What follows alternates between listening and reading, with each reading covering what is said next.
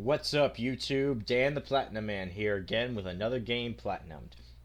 Tales of Kenzera Zau. Upon initial examination, this game appears to be another Metroidvania title. However, after playing it, I'm not comfortable with applying that moniker to this game, as it is significantly more linear than most Metroidvania titles, has very few rooms, and there's no real need to revisit previous areas with later obtained items, weapons, or skills, as every area can be 100% completed with the skills acquired from within it. So you don't need to go back to Area 1 with tools from Areas 2 and 3 in order to complete it. Not only that, but the game loves to lock you in rooms and make you fight waves and hordes of enemies. So, I'd say the game is more of a linear, side scrolling action adventure game. Let's dive into the game and its trophies. The game starts off with an agonizingly slow intro, with the setup being that the whole game is a story left for the protagonist, the son, whose father is now deceased. You'll get a trophy just for reaching the actual gameplay start point and start to get an explanation of your abilities. You play as Zau and have two arsenals of abilities, the Sun Mask and the Moon Mask.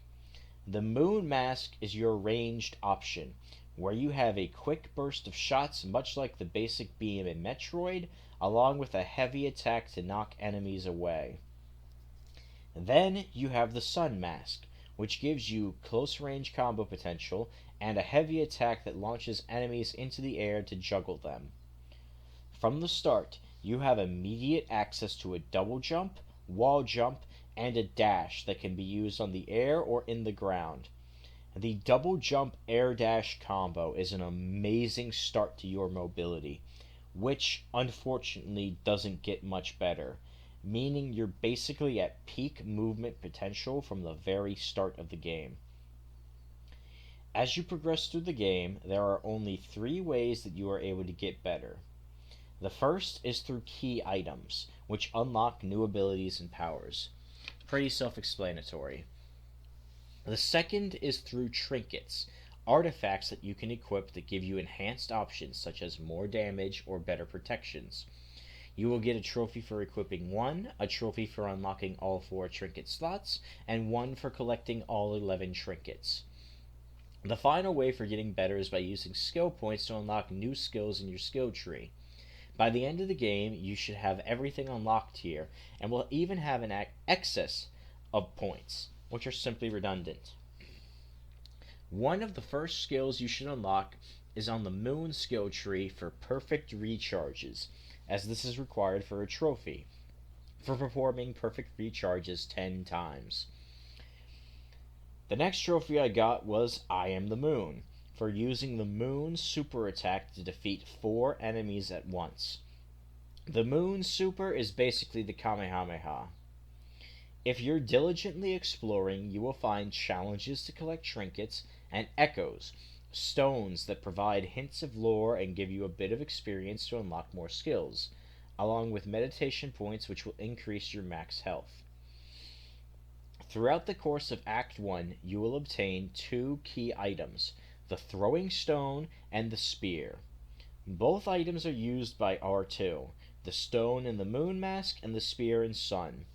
The Moonstone lets you freeze water and later lava, allowing you to create walls to jump off of and can be used to freeze enemies in combat. The spear is used to power certain devices and do a decent chunk of damage in combat.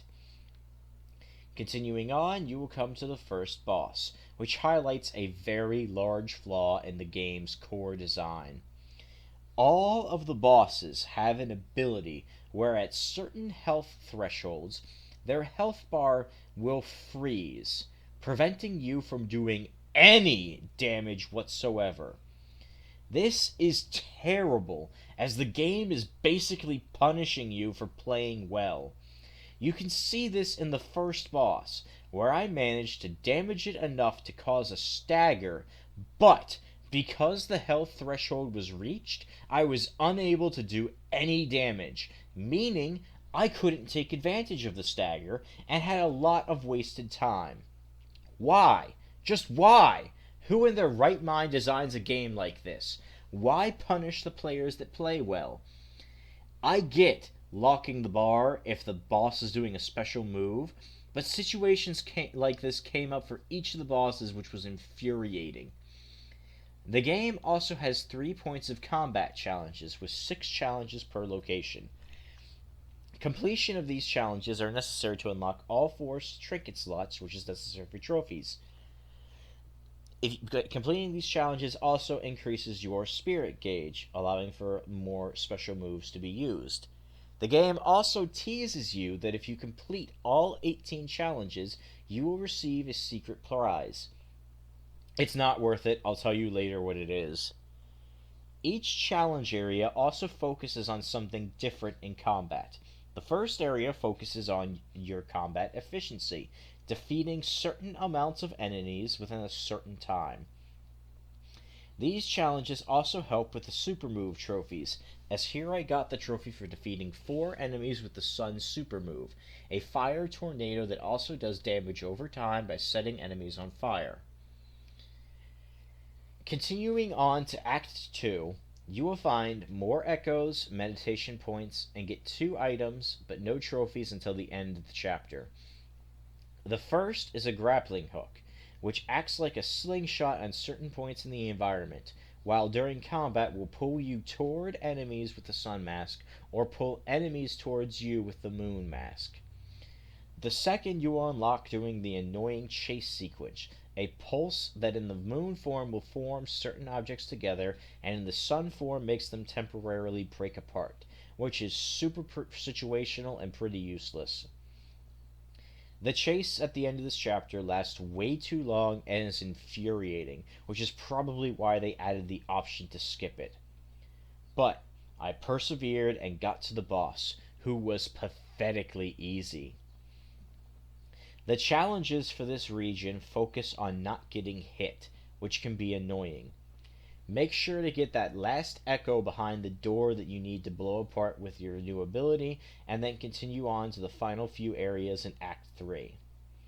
During the exploration here, you'll unlock the final pieces and several trophies for completing the collection of trinkets, meditations, and abilities. The combat challenges here are focused on not healing, which ironically makes this area easier than the area in 2. Completion of the challenges gets you the trophy for all 4 trinket slots, and full completion unlocks the secret award, Big Head Mode, which is totally not worth it and doesn't even work half the time. The 2 key items in Area 3 are an item that lets you glide, and a charge move that allows you to burst in a direction to cause damage and knockbacks. You will fight the 3rd boss, followed by an even worse chase section, which sucks. Supposedly, originally there wasn't a checkpoint after beating the boss, meaning that if you died in the chase sequence, you had to fight the boss again. This is made worse by the fact that the charge attack doesn't work at least half the time. And when you finally make it through, the game has the nerve to cut out in the middle of a scene and force you back into the agonizingly slow house scene. Not only that, but I was forced to explore a bit as the object I needed to interact with was either glitched or locked until I explored more. Why is this even here? Why isn't it just a cutscene? So, we finally get back into the game and can head to the final area, which is a minor platforming section followed by the final boss. When the boss fight begins, provided you collected everything, you will get the Codex Completion Trophy. Now, just gotta take down this boss, who is just annoying, not necessarily difficult, and who has 2 phases. Naturally, there's also that stupid thing of the boss freezing his health bars.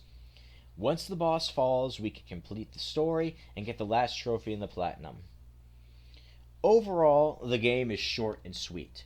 The overt focus on combat really drags down the experience, as the combat itself isn't that enjoyable. The exploration isn't fun, as it's extremely linear, and once you reach a new area, most of the map is autofilled, save for the areas with secrets. The boss fights drag on for too long due to the stupid implementation of the health bar freeze. The challenge comes from the combat challenges and the controls not working a fair portion of the time, along with the stupid chase sequences. Beyond that, the game is fairly easy, just annoying and soulless. For a platinum run, the ranking is a 1.3 out of 10, as the only hard things are the combat challenges. As for the overall ranking on the patented Dan the Ranking Man scale, the game's a 44 out of 100. The fundamentals of the game just don't work a fair amount of the time, and the focus on its uninteresting combat drags down the whole experience. It's absolutely understandable that the studio behind this game is in financial troubles, as this sole game they have produced is an extremely poor example of a game, and an even worse example of what the studio calls a Metroidvania title. I guess it's time to go back to good Metroidvanias like Metroid Dread. Until next time, like and subscribe, and remember, these losers thought Big Head mode was worth keeping a secret as a reward, but it doesn't even work half the time.